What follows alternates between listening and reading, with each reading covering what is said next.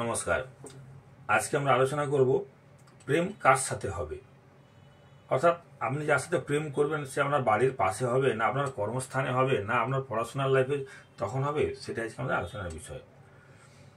আমরা জীবনে কেউই একা চলতে কিন্তু সাহস পায় না। আমাদের প্রত্যেকেরই প্রয়োজন একজন সঠিক জীবনসঙ্গী। তো এই একটু চিন্তা করলে আমরা বুঝতে পারবো যে আমরা যখন শিশুকালে যখন আমরা জন্মেছিলাম তখন মা বাবা আমাদের সাথে ছিলেন, যখন আমরা পড়াশোনার জগতে তখন শিক্ষকের সাথে, যখন আমরা যৌবনে পা দিয়েছি তখনই বন্ধুদের সাথে, বা বিবাহিত জীবনের পরে স্ত্রীর সাথে, আবার বয়সকালে পুত্রের সঙ্গে। আমরা কারণ একটা সঙ্গ কিন্তু সবসময় আমরা পেয়ে এসেছি বা চেয়ে এসেছি।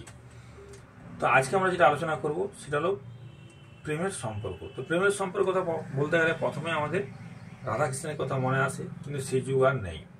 তো আমরা এই প্রেমের মাধ্যমেই কিন্তু অনেকেই সঠিক জীবনসঙ্গী আমরা খুঁজে পেয়েছি, বা অনেকের অনেক কিন্তু দুর্ঘটনাও ঘটেছে। তো জন্মকুণ্ডলী যখন আমরা বিচার করে থাকি, বিচার করে আমরা প্রেম বিচার করি পঞ্চম ভাব থেকে।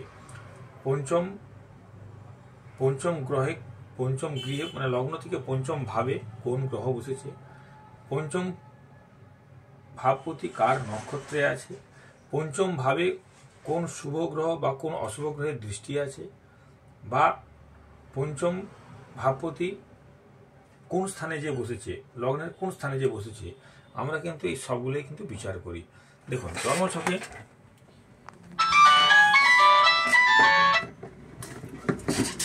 জন্মছকে আমরা যখন বিচার করব রাশিচক্রের, এটা হচ্ছে পঞ্চম ভাব। এই পঞ্চম ভাব থেকে কিন্তু প্রেম বিচার হয়। তো এখানে বললাম যে পঞ্চমপতি গ্রহের অবস্থান বা কার নক্ষত্রে আছে বা পঞ্চমপতি কোন ঘরে বসেছে, এগুলো কিন্তু অবশ্যই বিচার করে দেখব। কিন্তু এর সঙ্গে পঞ্চম ভাবের সঙ্গে আমরা অবশ্যই দেখব পঞ্চম ভাব প্লাস শুক্র। শুক্র হচ্ছে ভোগের কারক গ্রহ, সুতরাং এই শুক্রকে কিন্তু অবশ্যই বিচার করতে হবে। এই শুক্রই আমাদের ভোগ সুখ দেয়, আমোদ প্রমোদ, কামনা বাসনা সমস্ত কিন্তু শুক্র। প্রেমের পরিণতি শুধু তো মনের মিলন নয়, এর সঙ্গে এই প্রেম থেকে আমাদের যে জীবন যে ভোগ সুখ আমোদ প্রমোদ কামনা বাসনা সবই কিন্তু বিচার্য হয় শুক্র থেকে। তো প্রেমের পরিণতি শুধু মনের মিলন নয়, এর সঙ্গে কিন্তু একটা শারীরিক মিলনের ব্যাপারও আছে, সেটাও কিন্তু নিয়ন্ত্রণ করে এই শুক্র। তাহলে একজন জাতকের রাশিচক্রে যদি আমরা প্রেমজ সম্পর্ক দেখি, তাহলে পঞ্চম ভাব সঙ্গে কিন্তু পঞ্চম ভাব, পঞ্চমপতি নক্ষত্র সঙ্গে কিন্তু শুক্রকে অবশ্যই বিচার করতে হবে। তো এবার আমরা দেখবো যে পঞ্চম ঘরে কোন গ্রহ থাকলে কিরকম আপনার প্রেম হবে। দেখুন পঞ্চম ভাবে যদি পঞ্চমপতির সঙ্গে যদি রবি থাকে, রবি হচ্ছে মান সম্মানের কারক গ্রহ, আভিজাত্যের কারক গ্রহ, তাহলে এই সঙ্গে পঞ্চম ভাবের সঙ্গে যদি রবি থাকে তাহলে প্রেমের সম্পর্ক হবে মোটামুটি। এখানে আপনার উচ্চ বংশ অভিজাত কোনো বংশের ব্যক্তির সঙ্গে কিন্তু আপনার প্রেম নির্দেশ করছে, যদি পঞ্চম ভাবে রবি কানেক্টেড থাকে বা রবি থাকে পঞ্চম ভাবে কোনো ভাবপতি যদি কোনো কারণে রবি হয়। আবার এই রবি কিন্তু ইগো প্রবলেম থাকবে, পঞ্চম ভাবে যখন রবি থাকবে তখন প্রেমের মধ্যে একটা ইগো প্রবলেম থাকবে, কেউ কারো কথা শুনতে চাইবে না। এটা কিন্তু পঞ্চম ভাবে যদি রবি থাকে বা রবি কানেক্টেড হয়। পঞ্চমের সঙ্গে যদি চন্দ্র থাকে তাহলে কি হবে, চন্দ্র থাকলে এতে পঞ্চমের সঙ্গে যখন চন্দ্র থাকবে, চন্দ্র হচ্ছে মনের কারক গ্রহ, জলজ কারক গ্রহ, সুতরাং এখানে প্রেমজ সম্পর্ক খুব ভালো হবে, দুজনের মনের মিলও খুব থাকবে। কিন্তু এর সাথে যদি চন্দ্র যদি কোনো কারণে 6, 8, 12 যুক্ত করে ফেলে তাহলে প্রেমিক কিন্তু সন্দেহবাতিক হবে, একে অপরে কিন্তু সন্দেহ করবে। এবার পঞ্চম ভাবের সঙ্গে যদি মঙ্গল থাকে তাহলে কি হবে, এদের মধ্যে কিন্তু মাঝে মাঝে মনের মিলন তো ঠিকঠাক হবে না, মাঝে মাঝে কিন্তু এরা ঝগড়াঝাটি করবে, এবং এই পার্টনার কিন্তু সবসময় চাইবে শারীরিক সম্পর্ক গড়ে তুলতে।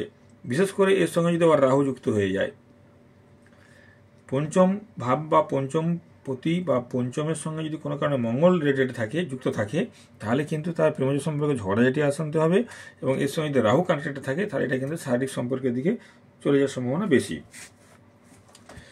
এরপর পঞ্চমের সঙ্গে যদি বুধ থাকে, পঞ্চম ভাবে যদি বুধ থাকে বা বুধ কানেক্টেড হয় তাহলে কি হবে, সে অল্প বয়সে প্রেমে লিপ্ত হবে এবং সম্পর্ক ভালো থাকবে। কিন্তু এর সঙ্গে যদি শুক্র রাহু মঙ্গল কানেক্টেড হয়, যুক্ত হয়, বা অষ্টম ভাব যুক্ত হয়ে যায়, যদি এই অষ্টম ভাব যদি যুক্ত হয়ে যায় এবং শুক্র রাহু মঙ্গল যদি কানেক্টেড হয়ে যায় তাহলে সেটা প্রেম সম্পর্কটা অনেকটা কিন্তু কি বলবো শারীরিক মিলনের জায়গাও যেতে পারে। এবার পঞ্চম ভাবের সঙ্গে যদি বৃহস্পতি যুক্ত থাকে, পঞ্চম ভাব সঙ্গে বৃহস্পতি, এটা কিন্তু খুবই শুভ, এটা প্রেমজ সম্পর্ক শুভ হবে এবং খুব আনন্দদায়ক হবে। পঞ্চম ভাবের সঙ্গে যদি শুক্র যুক্ত থাকে তাহলে কি হবে, প্রেমজ সম্পর্ক অবশ্যই শুভ হবে, এরা কিন্তু সব দিক থেকে আনন্দ ভোগও করবে। এবং এর সঙ্গে যদি রাহু যুক্ত হয়ে যায় তাহলে কিন্তু সে একাধিক প্রেম করতে পারে। পঞ্চম প্লাস শুক্র খুবই ভালো, প্রেমজ সম্পর্ক খুবই ভালো, খুবই শুভ, সব দিক দিয়ে আনন্দ ভোগ করবে। কিন্তু এর সঙ্গে যদি কোনো কারণে রাহু যুক্ত হয়ে যায় তাহলে কিন্তু সে একাধিক প্রেম করতে পারে। এবার পঞ্চম ভাবের সঙ্গে যদি শনি যুক্ত হয়, শনি যুক্ত হলে প্রেমজ সম্পর্ক মোটামুটি এটা একটা কি বলে প্রেম দীর্ঘদিন থাকবে, কারণ শনি হচ্ছে একটা ভাব অতিক্রম করতে 2.5 বছর নেয়। তো শনি যে সব থেকে স্লো মুভিং প্ল্যানেট এবং দীর্ঘস্থায়ী, এখানে প্রেমজ সম্পর্ক অবশ্যই দীর্ঘস্থায়ী হবে। এবং তবে এখানে কিন্তু বয়সগত পার্থক্য থাকবে, কারণ শনি ইন্ডিকেট করে সবসময় তো বেশি বয়স্ক ব্যক্তি, সুতরাং এখানে বয়সগত একটা পার্থক্য অবশ্যই থাকবে।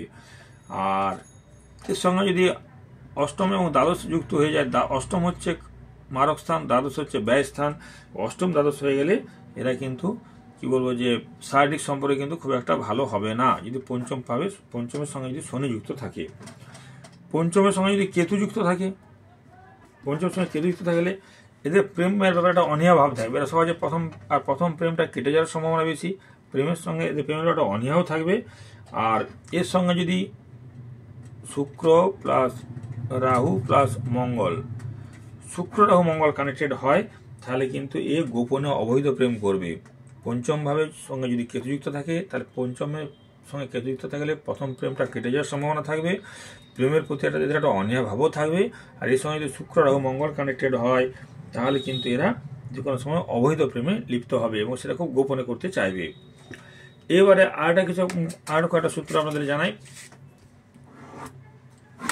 যে কোন ভাবে কি হয়। যদি রাশিচক্রের এই লগ্ন পঞ্চম একাদশ কানেক্টেড হয়, 1, 5, 11 কানেক্টেড হয় এবং এর সঙ্গে যদি শুক্র যুক্ত থাকে, লগ্ন হচ্ছে নিজে, পঞ্চম হচ্ছে প্রেম, একাদশ হচ্ছে সাকসেস, সঙ্গে যদি শুক্র থাকে এরা অবশ্যই প্রেমের সফলতা পাবে।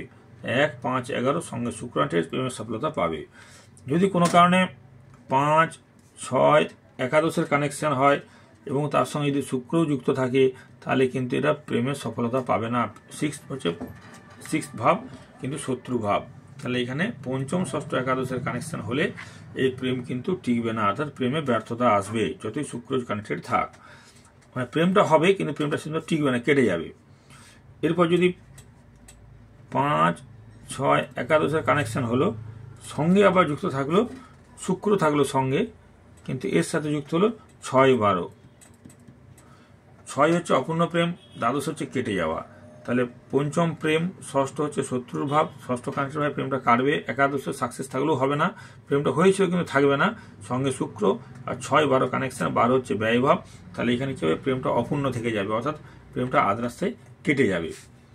এবার পঞ্চম ভাবের সঙ্গে যদি নবম ভাব যুক্ত হয় এবং শুক্র থাকে তাহলে কিন্তু বেশি বয়স্ক কোনো ব্যক্তির সঙ্গে প্রেম ইন্ডিকেট করে। পঞ্চম প্রেম, নবম হচ্ছে বেশি বয়স্ক ইন্ডিকেট করে, তাহলে পঞ্চম নবম কানেক্টেড, শুক্র কানেক্টেড হলে এদের বেশি বয়স্ক ব্যক্তির সাথে প্রেম হবে। আবার পঞ্চম প্লাস নবম এর সঙ্গে যদি বুধ যুক্ত থাকে, এর সঙ্গে পঞ্চম নবম বৃহস্পতি আর শুক্র, পঞ্চম নবম বৃহস্পতি শুক্র যুক্ত থাকলে পঞ্চম হচ্ছে প্রেম, নবম হচ্ছে শিক্ষাগুরু ধরা হয়, গুরুকে ধরা হয় নবম ভাব থেকে, বৃহস্পতি হচ্ছে গুরুকারক গ্রহ এবং শুক্র, তাহলে কিন্তু হবে শিক্ষকের সাথে প্রেম। যদি পঞ্চম ভাব নবম ভাব তার সঙ্গে যদি বৃহস্পতি এবং শুক্র, বৃহস্পতি যে গুরুকারক গ্রহ আর তার সঙ্গে শুক্র, তাহলে এটা হচ্ছে টিচারের সঙ্গে প্রেম হবে। দেখবেন অনেক ছাত্রের সাথে ছাত্রছাত্রীর সঙ্গে অনেক টিচারের প্রেম হয়ে যায়, সেটাই পঞ্চম নবম কানেকশন, সঙ্গে যেন অবশ্যই বৃহস্পতি যুক্ত আছে, এই জন্য শিক্ষকের সাথে প্রেম হয়। আবার পঞ্চম ষষ্ঠ এর সঙ্গে যদি শনি যুক্ত থাকে, আবার শুক্র ছাড়া তো প্রেম হবে না, শুক্র তো থাকবেই, সঙ্গে রাহু যুক্ত হয়। দেখুন পঞ্চম হচ্ছে প্রেম, ষষ্ঠ হচ্ছে অশুভ ইন্ডিকেট করছে, শনি হচ্ছে কোনো, শনি বলতে গেলে আমরা অর্ধস্থন কর্মচারী বুঝি, রাহু কিন্তু অর্ধস্থন কর্মচারী, সঙ্গে শুক্র, তাহলে এটাই কি হবে কোনো কর্মচারীর সাথে প্রেম হবে। পঞ্চম ষষ্ঠ তার সঙ্গে যদি শনি থাকে এবং রাহু যুক্ত থাকে, শনি এবং রাহু দুটো কিন্তু অর্ধস্থন কর্মচারী ইন্ডিকেট করে, তাহলে পঞ্চম ষষ্ঠ শনি রাহুর কানেকশনে তাহলে কিন্তু কর্মচারীর সাথে প্রেম হতে পারে। আবার পঞ্চম শুক্র এর সঙ্গে যদি বুধ যুক্ত হয়, পঞ্চম শুক্র বুধ যুক্ত হলে অল্প বয়সে প্রেম হবে। বুধ হচ্ছে সবসময় কম বয়স, তাহলে পঞ্চম শুক্র বুধের কানেকশন থাকলে অল্প বয়সে কিন্তু প্রেম আসবে, বা অল্প বয়সের সাথেও প্রেম আসতে পারে পঞ্চম শুক্র বুধের কানেকশন থাকলে। আবার পঞ্চম এর সঙ্গে তো শুক্র প্রেমের জন্য অবশ্যই থাকবে, সঙ্গে থাকলো বুধ।